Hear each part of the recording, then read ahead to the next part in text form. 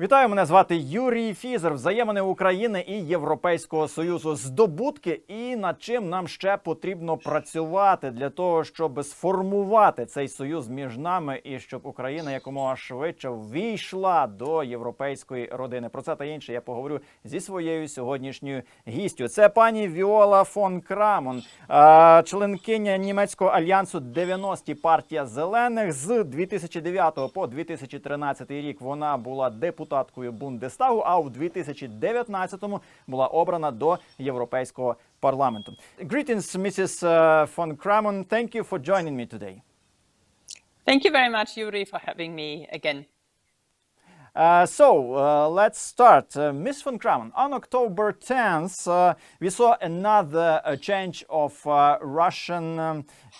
of the nature of Russian war in Ukraine. Russia attacked us with rockets, and this was the most massive attack since the beginning of the war in February this year. Will the European Union somehow react to this? If so, what this reaction would look like? Well, you know, I think this was a well-planned strategy that did not come overnight. And obviously, Putin is severely losing militarily on the battleground. I think that it looks as if the liberation of territories go much more successfully than anyone has expected, at least outside of Ukraine so far. And he is in a very tense situation, domestically in particular. So the only way how to defeat Ukraine before the winter is, of course, to tackle and to attack the civilian infrastructure, heating systems, and all logistics which are necessary to survive the winter. What does the EU do? I think that we have to another sanction package. But at the moment, of course, we are still debating the so-called gas price cap or anything which is related to that. This is not an easy debate. They are very challenging questions in terms of how do you do this procedure-wise? How do you really purchase gas internationally? So in that question, I do not see that there is a consent so far. Last night, the head of states have debated that very intensively. There will be a following up in Brussels. There will be a following up in the meeting of the energy ministers in Luxembourg next Tuesday. And I guess there will be another summit regarding this question. What I think, what we have been lobbying for quite some time is more military support. Air defense, tanks, different weapons, everything which helps Ukraine to protect civilians, to protect their own citizens, to protect the cities, to protect the hubs for energy. That is now really emerging, and I hope that we can react a bit swifter than in the past. Since you started talking about the weapons for Ukraine, in one of your interviews, you talked about supporting Ukraine, and I will quote what you said. "Weapons and money, nothing else matters today." The Ukrainian authority shares also this. Does everyone in the European Union understand this and share this? I think there is a lot of aid. There's a lot of assistance, different, let's say, varieties. I mean, Poland has still, I think, 2.5 million IDPs from Ukraine, and more people are coming from some of the regions in the east. Some people, of course, go back. They also need support because they need decentralized heating system. I have met a group of councillors from the Kharkiv city council, from the oblast level. They worked on a plan how they can survive the winter. They have a lot of homeless people. And of course, we try to, let's say, activate the assistance on different levels. Is this enough? Well, of course not. I mean, people still are suffering. Military support is not on the ground where it is needed everywhere. Of course, Ukraine, I can imagine, is lacking the money which is needed, 5 billion euro per month to run the state. Less EU bilateral contracts, individual member states contribute to a large extent to let Ukraine hopefully win the war. But, and this is not the end of the story, this war is not over. Ukraine has not won this war. This is not a short-term sprint. This is a long-term marathon. And we have to make sure we can activate support, aid, assistance, financial contributions also next year, after the winter. And this is important, not just to support Ukraine at the moment, but also for the reconstruction and also for the military support during the winter. Yes, you are right. Unfortunately, this is a long time marathon, and thank you very much for the support and help during this marathon. But let's go back a little bit to from what I started, to the shelling of the Ukrainian cities and Ukrainian infrastructure. Immediately after that, Chancellor of Germany, Olaf Scholz, convened a G7 group meeting. This was done at the request of President of Ukraine, Volodymyr Zelensky. Do you think world leaders will be able to somehow press Putin, or at least influence Putin, not to do what he's doing right now? Well, I think there are some indications that Putin is really politically isolated. We have seen the summit of the Shanghai Cooperation Organization in Samarkand. We have seen another summit, so-called summit in Astana recently. And even from his best dictator friends, such as Tokayev, Rahmon, and others, he has not got the backing. He has not had the support financially or morally or politically what he expected. So on the opposite, they were criticizing Putin openly in front of live cameras. That would have never happened half a year ago, 8 months ago. Also, Xi Jinping, I think, is not happy with the entire situation. We have seen the vote in the UN General Assembly. That was amazing. How much support Ukraine had there. 144 votes in favor of the resolution condemning the annexation of the new oblast of Ukraine and so on and so forth.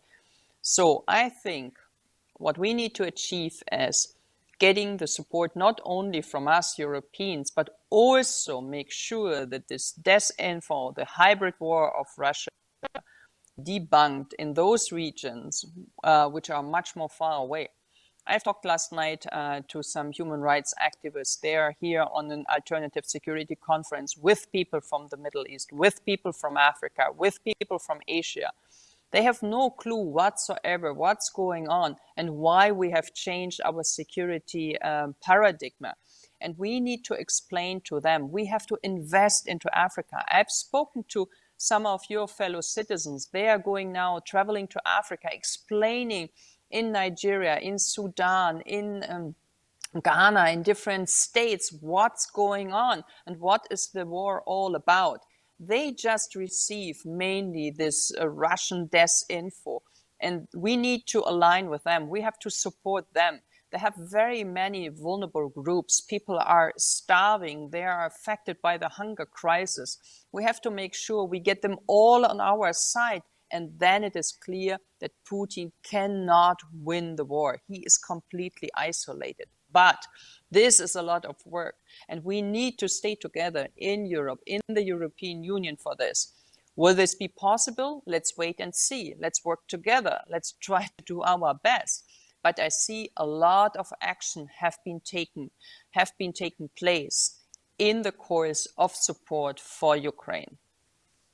He cannot win the war in Ukraine, and he will not win the war.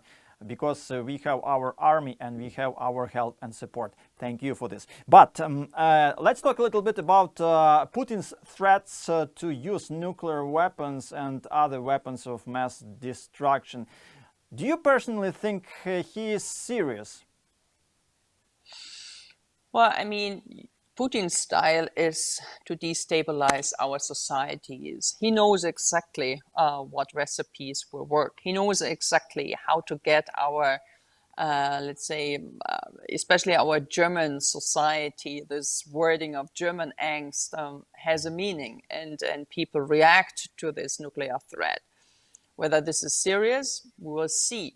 Whether we should listen and step back, oh, never ever. And we have to make sure that, of course, we observe and witness the situation in Ukraine very carefully, but do not be deterred by his words, and really make sure that the potential consequences for Putin, for Russia, will be severe, will be significant, and would destroy not just him, but a lot of his allies in Russia.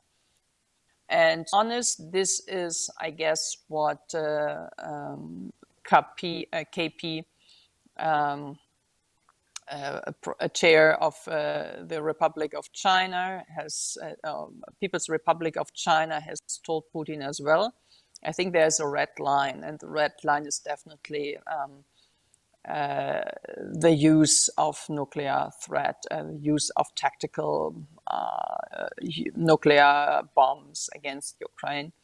I'm pretty sure that this is a line he will not overstep. But of course, he's playing with this, and he has this as his last resort, as ultima ratio. Still, I rather doubted that he will use that against Ukraine, neither at any other country. Ms. von Cramon, let's talk a little bit about the other threat coming from Russia, and I mean natural gas threat. Bloomberg recently wrote that Germany has no plan B to deal with the Russian energy threat. So my question is as follows: how is Germany overcoming this energy crisis, and how it will overcome it in future? Well, Russia doesn't doesn't supply any gas anymore. So we are already completely independent. That's why the energy crisis is so severe, so obvious. That's why industry is suffering. That's why we try to buy a lot of cubic meters from other autocrats, which obviously is also a moral dilemma for us.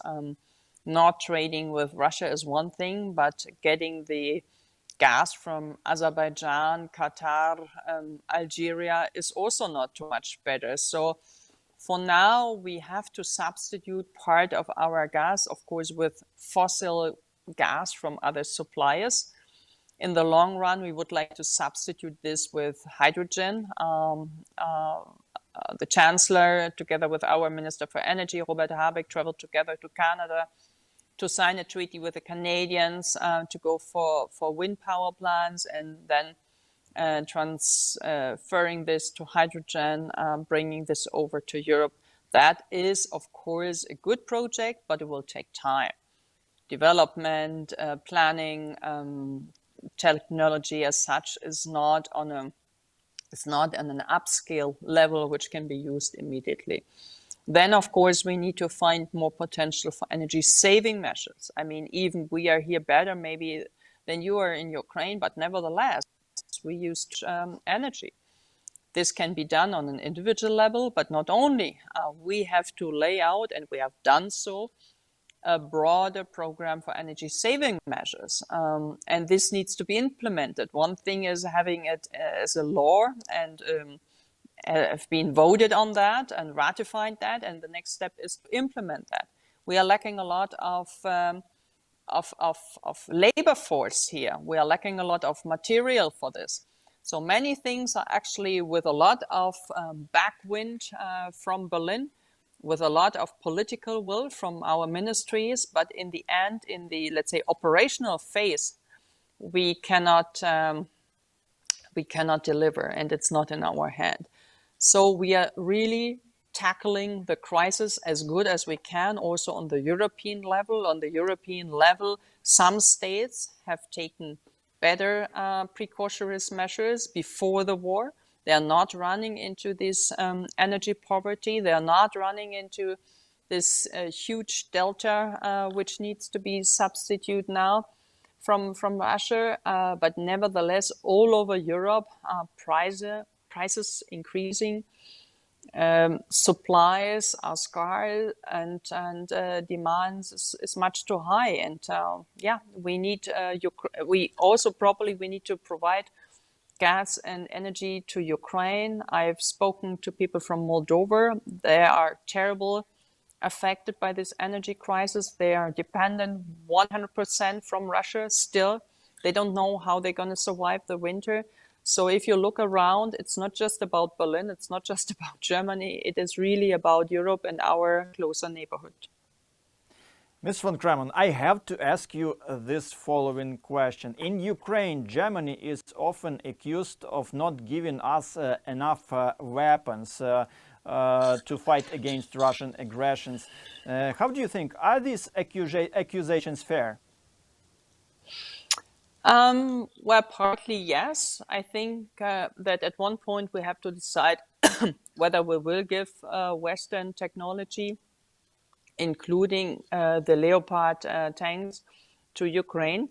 So far, there was not an official request, but I hope that the Federal Security Council, in case there would be an official request, would give green light and would give the permission for that. At the moment, we have 2,192, I think, Leopard tanks all over Europe in 13 different states.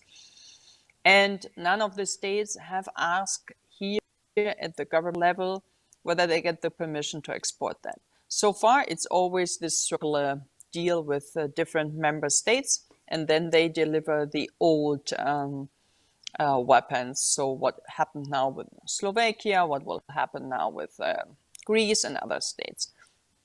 I think to really support Ukraine on a military level, we need to take this decision on the Leopard tanks as soon as possible.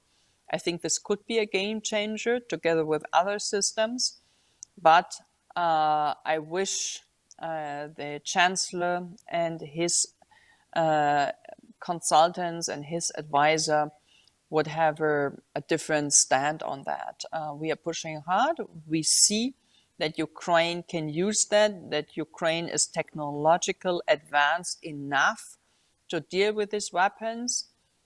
But for the moment and for the time being, it is still not clear when those weapons might be exported to Ukraine.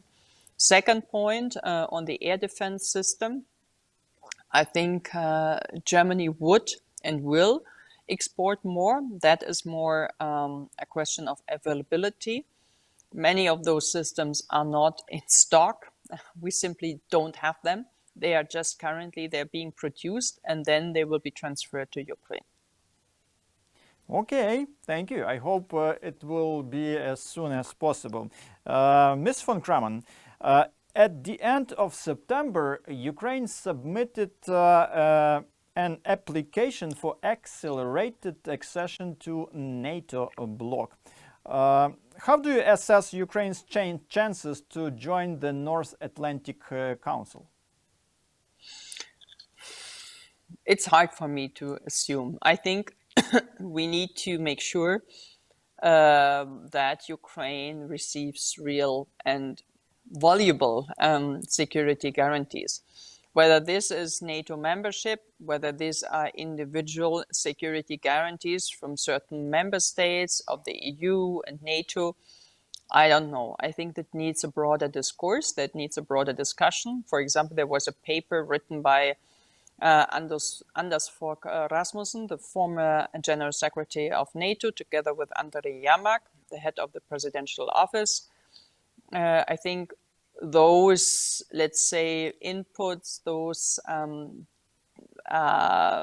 debates need to be started also here in Berlin. Also, we need to explain to our citizens what does it mean if Ukraine becomes member of this defense alliance. And there are a lot of people who are either in favor or rather skeptical. But I think we should open the space for the debate on this question. And this is, I would say, still a little bit lacking behind. Okay, and my last question to you for today, Mrs. von Cramon. Ukraine became a candidate for the European Union membership in June. How should we, as a country, build our diplomacy, both externally and internally, not to remain a candidate for many, many years? Well, I mean, we have to definitely manage the expectations everywhere. I think the window of opportunity is there. I saw that my colleagues in the Verkhovna Rada, but also countrywide, are really working extremely disciplined on all the questions which the EU Commission has commissioned to and submitted to the government of Ukraine. I think this is good. I think that is really a serious signal, a serious proof that Ukraine wants to join the EU, that they take all the measures which are needed. But what then in the first progress report we will see probably the beginning of next year, March, April, I can't tell you. And what the next phase is, what the next steps are, whether this would be a domestic, let's say, a domestic market, something which is, for example, including roaming and other access, what would be important for your citizens, what would be important for Ukrainians, or whether this is more the political, let's say, deepening of the relationship, and so on and so forth. This will be extremely difficult to say. But of course, we from the European Parliament are very much in favor. We will help our colleagues in the Rada and the other institutions to make sure that if they have questions, if they need on some particular points, support, we will be there and we will help them to lobby for their case in the European Union. Ms. von Cramon, thank you very much for joining me today. Thank you for your honest answers, and thank you very much for all the help and support we are getting from you personally and from all the European institutions, especially in such a hard time for Ukraine as we have now. Thank you very much. Thank you very much. Back to Ukraine, and I meet you soon in person. Thank you. Ну, я ж нагадаю, сьогоднішня моя співрозмовниця – це Віола фон Крамон, депутатка Європейського парламенту, також членкиня блоку Альянсу 90-ті партія Зелених. З 2009 по 2013 рік вона була депутаткою Європейського парламенту. І це є добра подруга України, яка приїжджає до нас, яка допомагає нам як всередині України, так і за кордоном. Говорили з нею про взаємини між Україною та Європейським Союзом, наше сьогодення і наше майбутнє. Мене звати Юрій Фізер. До зустрічі.